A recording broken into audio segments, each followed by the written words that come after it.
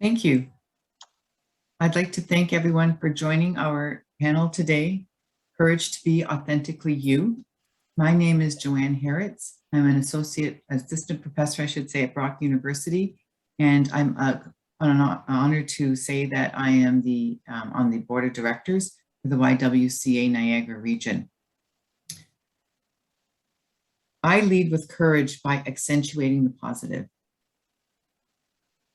We begin this panel discussion by acknowledging the land on which we live and work is a traditional territory of the Haudenosaunee and Anishinaabe peoples, many of whom continue to live and work here today.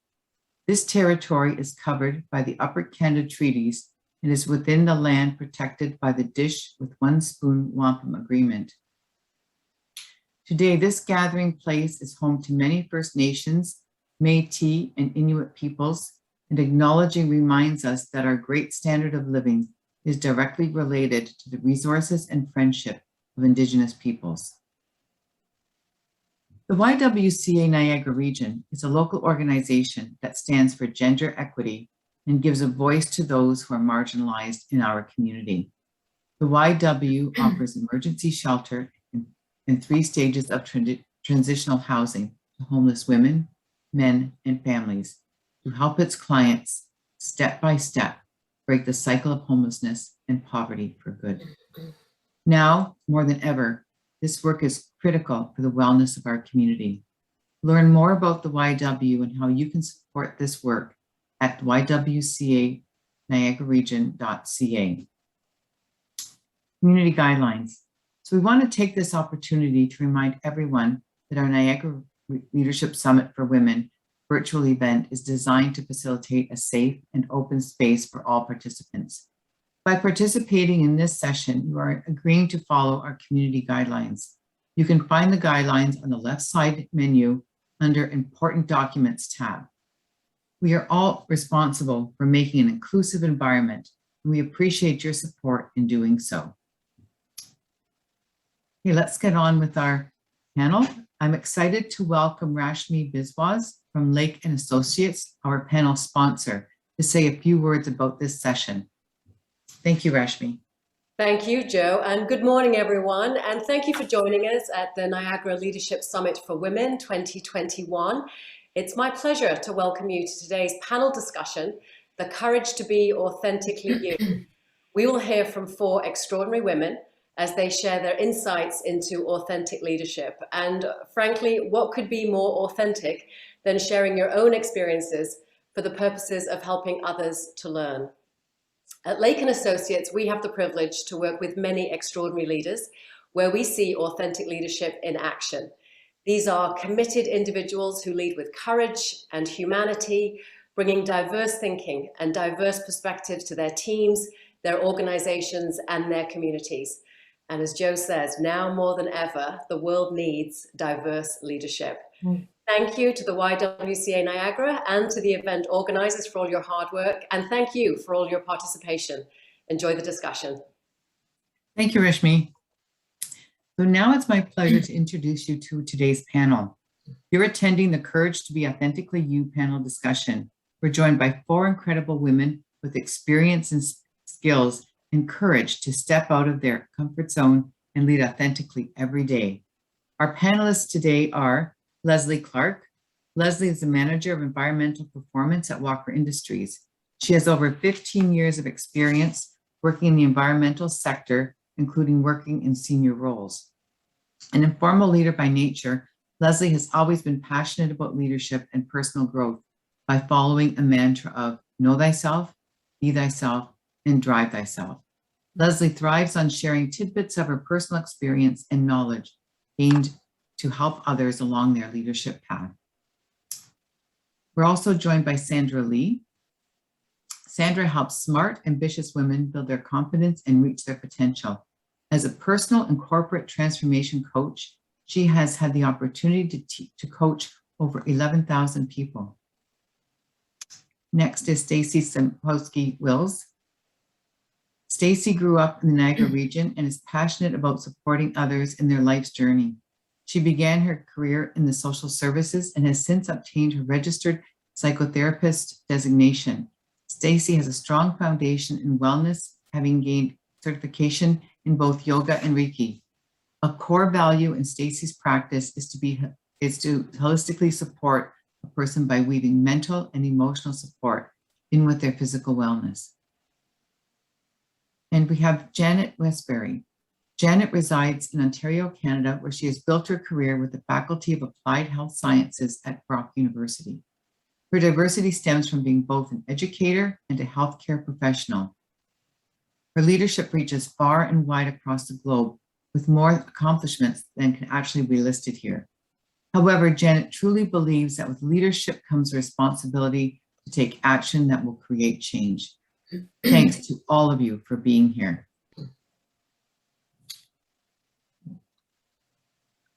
So let's just start off our panel just with a short answer question, actually.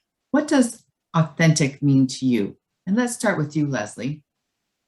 I think, authentic means to me when it comes to leadership is just honestly being true to yourself and letting your personality shine. Thank you. Sandra? I would say it is living according to what's in your heart and not being afraid to speak up for what you believe in. Thank you.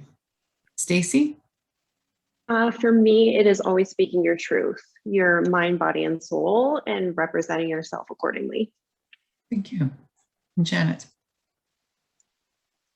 Being Janet, you're on authentic. mute. I shouldn't, is it still on mute? No, you're fine now. Okay. Okay, perfect. Definitely being genuine to yourself. And when you're genuine to yourself, you then become very, very transparent. And the truth of you then can emulate to others. Thank you very much. So my next question is, how do you think that the concepts of courage and authenticity connect with leadership? Stacy, we'll start with you. For me, they really connect in less fear, more courage, being your authentic self, stepping outside of that comfort zone, really working towards transparency, being genuine, working from a place of love and support, displaying who you really are can inspire others and really create like a mentorship for others to follow suit. Thank you. Janet? I actually believe all these concepts are directly intertwined, and sharing your authentic self is the foundation of that, of living a life of integrity and standing up for your own personal values and beliefs. This gives you courage to be true to you in the most authentic way possible. And when you're grounded in you, then you have the courage to see your own potential in the midst of what anybody else can be saying or imposing.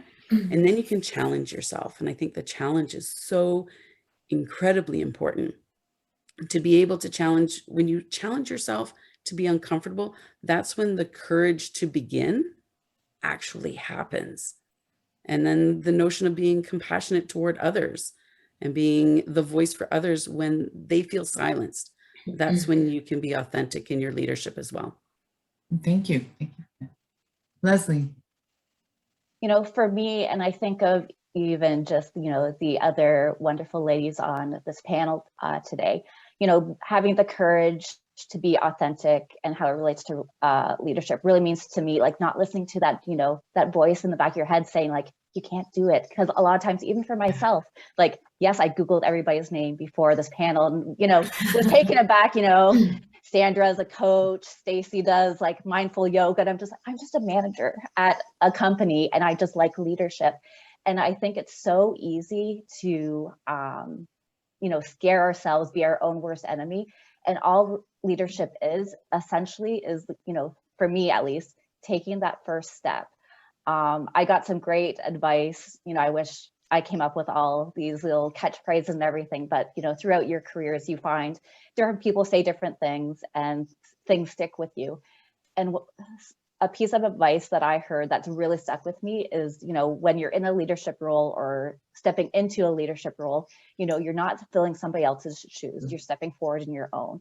And that's so important because especially as a young professional, young woman, in these type roles, far too often we think we need to fit a certain mold, but if you change yourself, change your personality, people see through that. When you're yourself, when you can admit when you're wrong, when you can admit your mistakes, when you go, hey, this is kind of scary, people connect with you, and that's part of leadership as well. Thank you. Thank you for that, Leslie. Okay, Sandra. Yes, Leslie, I agree with everything. Actually, I agree with everything all of you ladies are saying. So I'm trying to think of something a little different that I can say. And I think that the concepts of courage and authenticity, they connect very well. The best leaders have both courage and authenticity. Leadership is about leading, whether it's demonstrating personal leadership for who you are. You don't have to have a team reporting to you, or if you're guiding others. So the most successful leaders I've found will create a safe space for others to express themselves. And they do that without judgment. Okay. Now, a leader cannot do that unless they're authentic. If they can't connect to themselves, they won't be able to relate to their staff or others when someone, for example, presents personal problems to them. So it's really being able to be in your own self and be willing to be that authentic person. Okay, thank you. Thank you. So my next question, is, what barriers to authenticity have you seen people experience? Okay, and let's start with you, Stacy. I think it very much ties into what Leslie was talking about, fear. Fear can be such a barrier for women, that fear of rejection, the fear of vulnerability, the fear of taking the risk, to the fear of being your one true self, the fear of authenticity itself, right? There's so much fear in correlation to judgment and rejection and vulnerability that sometimes it creates a barrier even in not being present in the process. And I think we usually come from a place of approval, which very much can be a barrier. So I think it boils down to a lot of that head versus heart. We emotionally will respond and those vulnerabilities come up. So if we stay true to ourselves, we can work through those barriers and come from a very grounded, mindful place. Thank you, Janet. I couldn't agree more with Stacy. We need to have the courage to be genuine and transparent, which is going to, really honor ourselves and our authenticity. The fear that Stacy's talking about, very, very relative. And I've seen that a lot, where it could be fear of rejection, judgment, comparison. So then you begin to modify yourself based on what you think others would like to see. The notion of being a people pleaser, right? Where you put more value in what others think of you than in your own integrity. And I think that would definitely be a barrier. Stacy mentioned vulnerability, and I want to dive a little bit more into that. I think that vulnerability can happen when you've already had a negative experience and you're holding that experience from your past. And then you can barricade away your true self from anyone else. And then you avoid being vulnerable. So you don't trust others to share your true self. And I think that is definitely a barrier. And I think the only other one that I would add would be perfectionism. Mhm. Because I think sometimes you're not always honest with your team that you don't know all the answers. And so you bury yourself in the work to try and figure it out versus asking for help. And when you ask for help, you then become authentic. We don't need to know it all. And I think that allows you to be more authentic and more of yourself. Thank you. Leslie. Yeah, I agree with what everybody's saying. Like, I just, what I said before, a lot of times we feel like, or I feel like I need to fit a certain mold, but it's so easy to think that way. But then, just to have that aha moment, be like, I don't need to be like person A, B, and C over here. I just need to be myself. And, admitting when you don't know everything, admitting when you've made a mistake, that just helps grow yourself as a leader, get, people to buy into yourself. And, as a young professional now, kind of a mid-career professional, I struggled a little bit myself with, okay, I want to be, have my personality shine in a lot of things I do, but, I need to be professional and have some professionalism in what I do when I have presentations, when I'm doing training, when I'm writing like blog articles. And I found when I was trying to fit myself into that mold, I struggled. So there were times where I was just like, I scrapped it. I was like, I'm just going to be myself. And I had such success with that. So I think, again, it's, try not to listen to that little voice inside of us, which a lot of times is, that little girl, 12-year-old Leslie in my voice saying, you should be scared. People are going to judge you, everything else, and just be yourself, because people will see you for you, and they'll respect you for that as well. Thank you. Thank you for that, Sandra. Yes, I like going after Leslie. I'm going to build on what Leslie just Yeah, said. I'm sorry. I got the It's fine. No, overhead Joe bit. mentioned that I've had the opportunity to coach over 11,000 people in the last 30 years, well, 35 to be honest. But what is amazing to me is that 80% of these people are unhappy. And these are people all over the world at all levels of leadership and non-leadership. And the reason they're unhappy is because they live their lives according to someone else's expectations of them, which is what all of you ladies are talking about.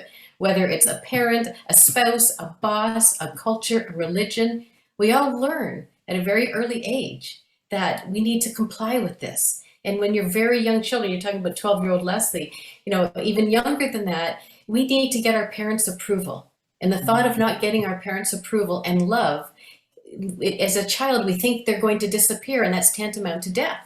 And that's how it begins. So whatever you're experiencing right now is not your fault. We learn at a very early age to subordinate our own feelings and needs and wants to our parents. And so if you say something as a child and it's not your parents' belief, they'll say, no, that's not how we think. Or watch what the neighbors say. Anytime they don't allow you to express yourself as a child, whether it's intentional or unintentional, what happens is we learn that our opinions are not important, and that's how it begins. And then layers and layers and layers of expectation build up. And so as we get older, we don't know how to express ourselves unless we were encouraged to do so when we were little. So we are afraid to speak up. And Joe, so for any of us that are experiencing that right now, it's not your fault. And so, yes, you do have a voice, and it's important. And as we go through the rest of our session today, we'll talk about how you can bring that voice forward. Thank you. Sometimes the next question is, sometimes we recognize the leadership qualities of others, but not those qualities within themselves. What strategies do you suggest women use to recognize their own potential? We're going to start with Janet this time. Oh, perfect. Thank you. I would say that to begin to recognize your own potential, you need to put yourself into a position where you have to think outside the box. You have to put yourself into a position where it is a bit of a challenge for you. And then when you're uncomfortable, you're going to see how you react to those challenges and changes. And then you're going to realize your own potential. But again, I'm a firm believer in the fact that you don't need to be great at everything. So we need to be able to surround ourselves with others who do have some of that knowledge that we don't have. And it's not necessarily, I also think, about recognizing it in ourselves. It's about us as women creating spaces where others can recognize it in themselves. So creating those supportive environments, safe spaces to support transition into leadership roles, safe spaces for women to feel empowered. Find a mentor who's going to be honest and challenge you. Not always finding that mentor who's going to say, oh, you're fantastic at this. I want someone who's going to challenge me, and encourage women to be grounded in themselves and their sense of self and identity, and avoid exactly what Leslie's talking about, those self-defeating perceptions. And I think when you're grounded in who you are, you'll be able to reflect on what you need to achieve in yourself to achieve those goals in the most authentic way possible. Thank you. Leslie. A lot of what Janet said, like, I completely agree with. Like, I think, the first step is really, and I kind of put it, in my mantra of leadership, like, know thyself. So if you're the type of person that can think of yourself in the third person, like, you're already halfway there. But sometimes it's, relying on a mentor or even like a really close friend to have some frank conversations with. Like, we're really good at recognizing what we're good at, sometimes less so the things we need to work on. But I'm the type of person, like, I love doing online quizzes, the personality quizzes, conflict quizzes, to know where I fall on the spectrum. And I know for myself, like, the things I'm good at, I want to work on more because it's easy, I'm good at it, but it's focusing on the things that maybe I need to work on a little bit more. Like, I forget who said it earlier, we're not perfect in everything. We don't know everything, but being able to we just need to start somewhere. And I think, knowing yourself by doing some self-reflection, or even speaking with a mentor or a trusted person to know where you are. And sometimes, like, you are good at something, but you don't even recognize it yourself. So you need to have somebody tell you, like, you're just naturally good at this aspect, or doing this. Because I think far too often we also look at leadership as a title or as a position, and not just as something you do. You don't need to wait to be invited to be a leader. You just have to act. And again, a lot of that is recognizing what your passions are and what you're naturally good at. But, at the same token is recognizing maybe like you're not the greatest at either, and doing some self-development in all those areas. No, thank you. Thank you, Leslie. Sandra. All right. Well, I believe that how can we recognize our own potential? Potential, as Leslie said, is not about title or position, where you live, how much money you make. Potential is what's in your heart.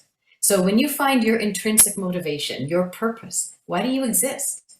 And then you align all your behaviors and activities around that, then you're reaching your potential. So specifically, here's some things you can do.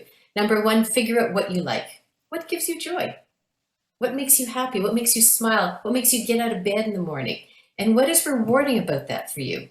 Think about, what are you good at? What skills do you have? And what do people thank you for? That's a good way to figure out what you're good at. If you had no barriers of time or money or family to hold you back, how would you spend your time? So just start to explore and write some of those down. And number two, surround yourself with like-minded people. Very important. Join groups online or in person. Janet Leslie talked about having a mentor. It's really important to have that be surrounded with that. And what's important is that people close to you may criticize you or may try and hold you back. And sometimes they may feel threatened by what you want to do. I remember at one point in my life, I wanted to go back to university to get my psychology degree. And my partner at the time was very threatened by that and was saying, no, you can't do that. You shouldn't do that. And I really looked at him and thought, oh, that's interesting. And I went and did it anyway and helped him feel comfortable. But it's up to us to separate our choices from others around us who may feel threatened and uncomfortable. Thank you very much for that. Stacy. Well, I am very much going to mirror what a lot of the ladies have already said. What are your passions? What are your goals? What are your beliefs? What are your values? Where is the place you want to work from? I think is the core piece of recognizing that potential within yourself. What brings you the greatest joy? And I think taking away the title, taking away the language really enables a person to find out truly what that is. Again, have an accountability partner, not just that yes person who's going to agree and nod and smile and cheerlead the whole time, but somebody who's going to really challenge where you're coming from, challenge that negative self-talk, reinforce the positive self-talk, really want to see you succeed in a realistic way. And I think just having that awareness and working from a place of what brings you joy and removing the barriers that we often put in place for ourselves will allow you to really see what your true potential is and how you can authentically get there. Okay. Well, thank you. Thank you to all of you. That's there's a lot of advice coming out of that last question. So I just want to thank you for sharing your insights. Our next question is, how can we position ourselves as courageous leaders? And Leslie, we're going to start with you to answer that question.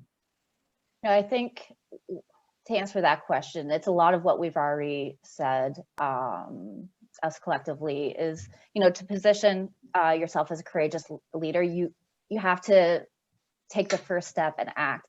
And a lot of times when it comes to leadership, and again, this is a quote that I can't take full credit for, is leaders go first. And if you even think something as simple as when you're at a work meeting and lunch gets delivered, everybody kind of looks around to each other to see who's going to be the first one to stand up to grab the sandwich. And as soon as that first person does, everybody knows it's safe.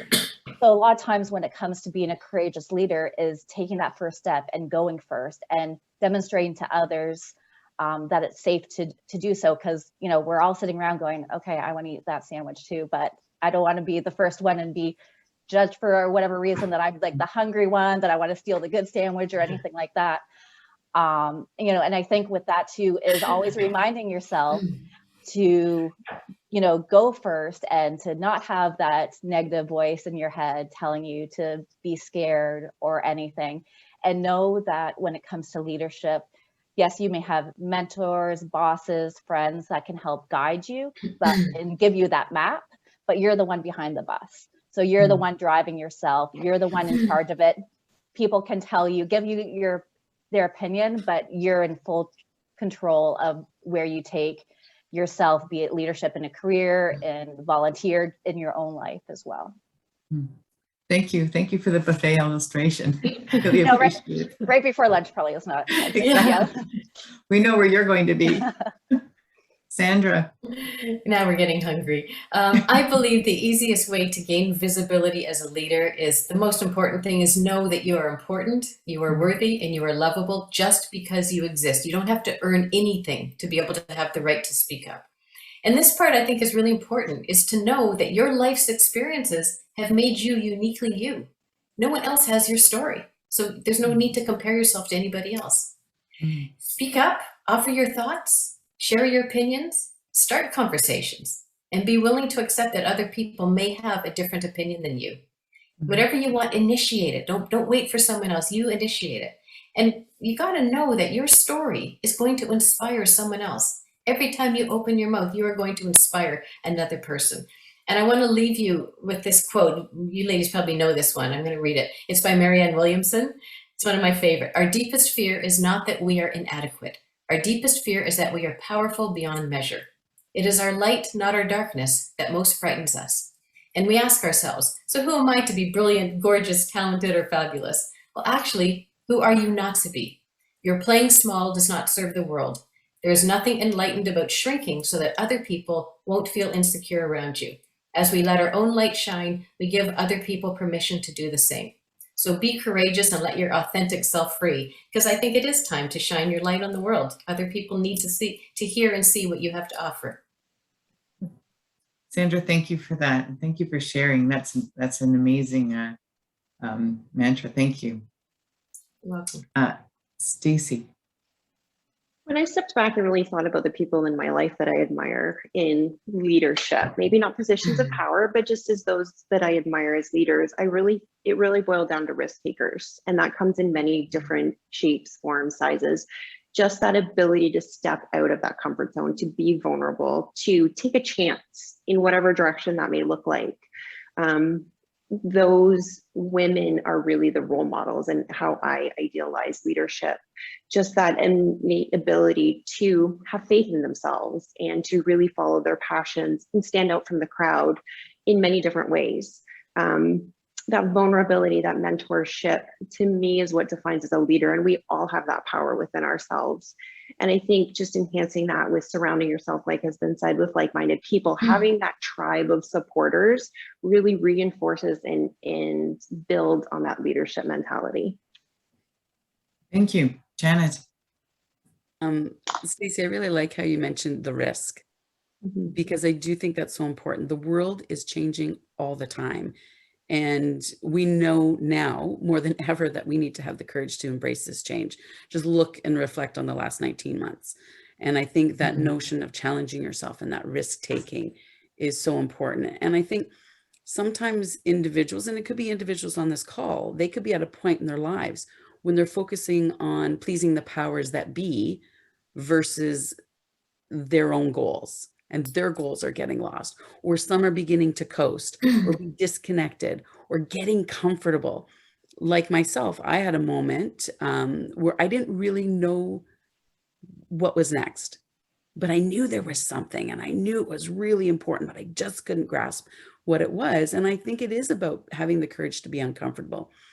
And we've talked a lot about uncomfortable in leadership as it being an essential element in that risk taking. But I think what we haven't really talked about with regard to leadership is being able to embrace conflict. And I think that takes courage to be comfortable with a disagreement. And that can totally be done respectfully. And let's be honest, we don't always want everyone in the room agreeing with you. And I think we need to see the other side of a discussion, the other side of a challenge. And that's part of your own self-management. And so when that disagreement or challenge comes, you need to know how you're going to respond, not react. I think there's a huge difference between that reaction and a response. And then I think when you have the courage to be in a room with people who are willing to challenge or disagree with you, and if this is your, Stacey uses the term tribe, if this is your team, then you know your team is turned on. Their creativity, their critical thinking skills, they're all heightened. At that point, your team is more likely to be able to solve those ever-changing challenges. And I think we need to remember that as a leader, it's actually the courage that's contagious within it.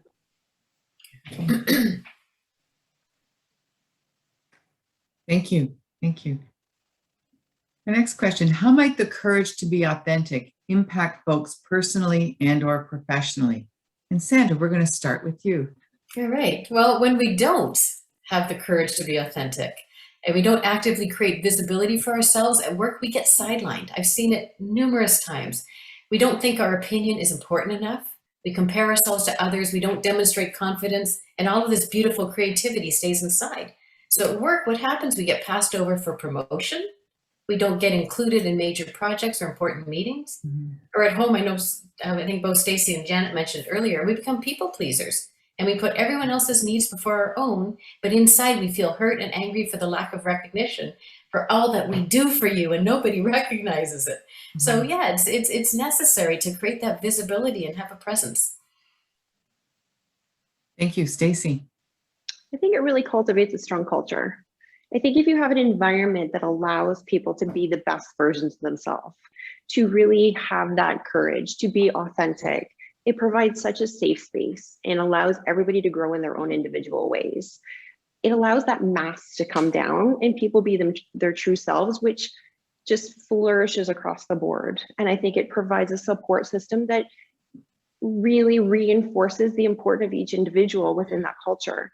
And if everybody's working in an environment where they feel safe and respected and heard and allowed to be their true selves, what better things could come from that environment? Thank you, Janet. That courage comes from within, and it's a real driving force. And whether or not you're creating meaningful experiences in your professional journey or harnessing that courage to give voice to your character and your authentic self in your personal life, it's going to feed not only yourself, but those around you. And I encourage everybody to have that time to be self-reflective and self-aware. And if I can share a moment, and my background holds true to me. That is the tallest climbable dune in the world, called Big Daddy. It's in the Namib Desert in Namibia.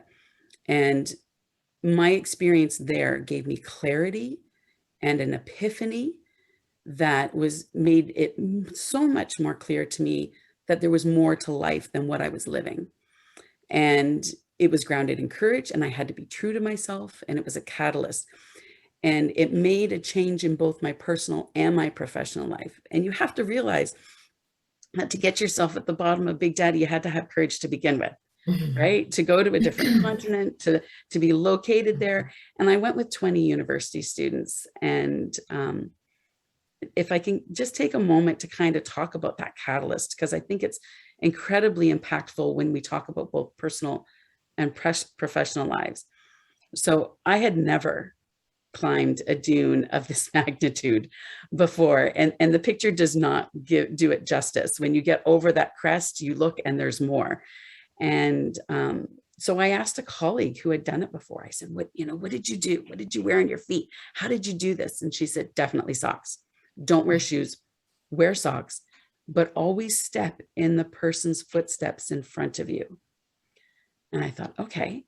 So I gave the credit to that, and you can see the crest. So when you climb a dune of that size, you have to walk along its spine. And if you don't step in those footsteps of the person in front of you, you're not going anywhere very fast. You're going to be sliding down the side. So we climbed at sunrise because it's too hot to do it any other time.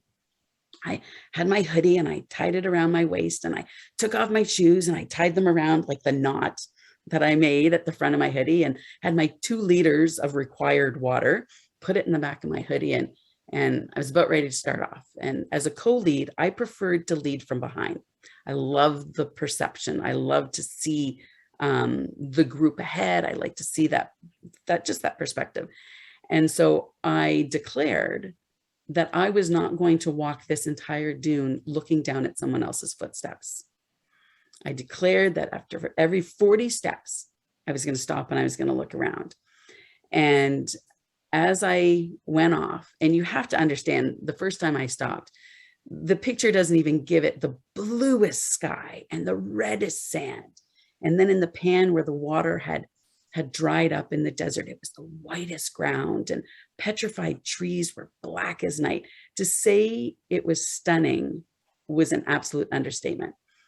As I'm walking, my feet are getting heavier and heavier and heavier. And it wasn't the fact that I was walking, it was the fact that I was carrying all this sand in my socks. And so I stopped and I took off one sock and unloaded this massive weight of sand. And at that moment, I realized I was actually wearing my husband's socks. I had packed his socks.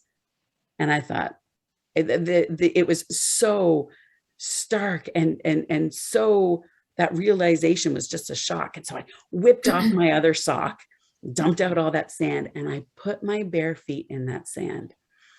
And I let them nestle in, and I let my toes just work it. And the energy that came from the sand and filled my entire body and shot out through the top of my head, it just erupted. I was in complete tears. And it was that moment of gratitude. I was grateful the fact that I had the support at home to be able to leave a family with 3 children to go there for 3 weeks with 20 university students. So now I'm investing from the personal to go into the professional. Grateful that I had the physical ability to climb the dune, and grateful for this life-changing epiphany that just happened. And I realized I had to be true to myself. I had to be honest with who I was, and that the epiphany would not only affect my personal life of carrying around that weight day after day, but it was going to affect every step that I took forward. And I knew there was more than following someone else's footsteps. And the vibrancy that I felt when I removed that weight that I was carrying was life altering. And I could feel there was more. And at that point, I go back to what Sandra was saying. I had to figure out what the more was, but I knew there was more. And so I just encourage all of you to be true to you and be open and grounded to have those epiphanies, because they will be life-changing. Janet, thank you. Thank you for sharing such an incredible story. Leslie. It's a great story. I can't follow up with anything on that. Yes, you can. Well, what I think, what Sandra, Stacy, and Janet, all spoke to that's important is taking time for ourselves. Like, our days are busy. We're busy with work. We're busy with friends, family, kids, volunteer work, what have you. But being able to set aside time, every day, obviously easier said than done, to take time for ourselves to be able to self-reflect. I'm a big person, and to be honest, I haven't done it in a long time.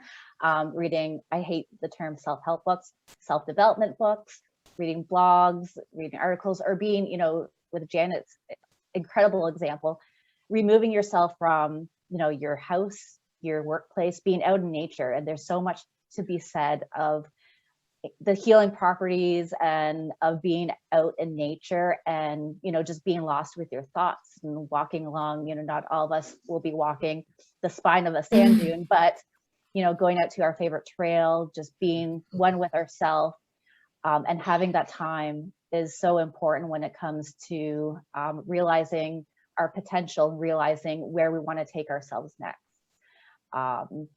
So as much as, we all like to jam pack our calendars, and that seems to be the norm that everybody does, it is so important to take time to yourself and be selfish with that. Thank you. Thank you, Leslie. We have a question, an excellent question in our chat. asking, how do you suggest we go about finding a mentor? So I'll open it up to whoever wants to start off with that question. I'll start. So Okay, thank you, Leslie. I've always struggled with that myself, because you think of a mentor and you think it's all professional, and how do you find somebody that you connect with? And sometimes it's, my mentor right now is also my boss, because we get along very well, both professionally and personally. And I know I can talk to him about everything and anything. But sometimes it's, not just finding a quote unquote mentor, but somebody, a champion for you that you can talk to about, your wants, needs, and struggles. And they don't have to help you with everything that you want support or guidance on. And, it's, for me, it's, getting yourself involved in different organizations, volunteering, and surrounding yourself, and I forget who said it earlier, with like-minded people. And you'll find people that you connect with, and you can, you don't have to go up to them after knowing them a couple times, go, do you want to be my mentor? You can just have that natural relationship evolve.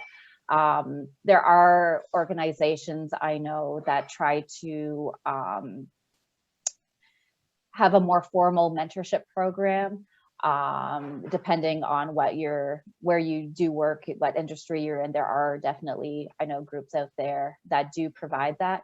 But if you're just kind of like me and you're just like, okay, like the mentorship thing, I don't know where to start. It's just putting yourself out there, coming to conferences such as this one. I know, with it being virtual, it's a little bit harder to connect with different speakers, harder to connect with with other attendees, but, putting yourself out there and being involved in conferences, be it an attendee or a speaker, is a great way to find people, like-minded people, and find mentorship opportunities.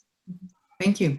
Anybody else have any Yes, advice? I will. I think that if you're in a corporation or in an organization, mentors typically have been where you want to be, right? So you can ask around, you can ask your manager, ask other leaders, and it starts with knowing what you want to be mentored in. So be specific. This is what I want to learn, and who has that experience in my company. If you're an entrepreneur, then I would suggest you look in Facebook groups, for example, find other people who are like-minded, join that group, become friends with someone, and you can ask them to help you out.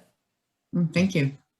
Thank you very much. The only thing I would add to that is both Leslie and Sandra mentioned about the organization having some type of program, mentorship program. And a lot of times those, you don't get to choose who your mentor is. They have been matched based on what your interests are and the others. Don't get caught up in thinking, oh, that's not who I wanted to have. I wanted to have this person. Can I not be mentored by this person? You will find some amazing relationships when you just are surprised and you open up and you're open to that relationship and that opportunity. Okay. And just to piggyback on that too, I think if you're in an organization or an environment that doesn't offer a formal mentorship, take a chance. If you've been to a conference like this, you've been to a workshop, there's someone in your community or your team that you really admire or would have that information you're looking for, I think just ask. I think it's shocking when we put ourselves out there, the positive response that we can get and how supportive people can be that we surround ourselves by, and who are more than willing to provide the information that we're looking for and develop a further relationship. Take a chance. I had the experience a number of years ago. I fired off a couple emails, and I am so grateful for the women in my life who have provided that feedback and that safety net for me, and who I can just kind of bounce ideas off of, because I sent a random email at midnight one night because it was on my mind. So I think, again, it goes back to what we've all touched on, that vulnerability and stepping outside of that fear and pushing down that voice of what if and the rejection, because I think you'd be really surprised at the responses that you get. Thank you. Thanks to all of you for all that excellent advice. It's been an amazing panel that we've just had on Courage to be Authentically You. We talked about risk and barricades, mentors, faith, power, challenging yourself, the courage to be uncomfortable, embracing conflict, being people pleasers, having gratitude. So, we've touched on, and that's just the tip of the iceberg, or sorry, the Big Daddy, if you will. So I just want to thank all of you on behalf of the of the Niagara Leadership Summit for Women, for taking the time and sharing your expertise. I know that anybody watching this will be equipped to really, to know or be successful in being authentically themselves.